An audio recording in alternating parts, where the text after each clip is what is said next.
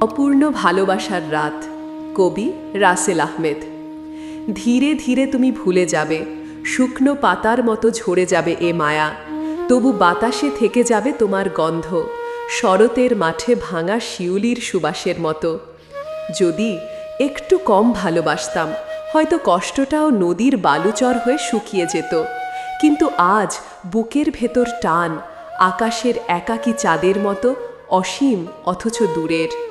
যদি যত্নটা কম দিতাম, নিজেকে হারাতে হতো না এভাবে।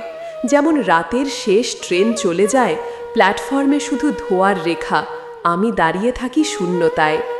চোখের জলকে লুকাতে পারিনি, কুয়াশার মতো ছড়িয়ে পড়েছে ভোরে। মৃত পাতারা যেমন শিশিরে ভিজে থাকে, তেমনি আমার দুর্বলতা জমেছে হৃদয়ের কোণে। আমার ভুল শুধু একটাই, তোমায় ভালোবেসেছি যেমন অরণ্যের ঘাস ভালোবাসে বৃষ্টি, যেমন মেঘ অনন্ত আকাশে হারিয়ে যায়।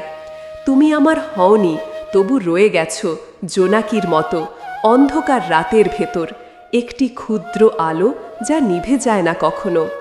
যোগাযোগ নেই বহুদিন, তবু কিবোর্ড জানে, আল্লাহ জানেন কত রাত জেগে লিখেছি তোমার নাম। গ্রীষ্মের প্রান্তরে খড়ের গন্ধে যেমন বৃষ্টি ডাক দেয় নীরবে। তুমি ছিলে, তবু আমার হলে না, দিগন্তের কৃষ্ণচূড়ার মতো, যার ছায়া ছুঁতে গেলে মিলিয়ে যায়।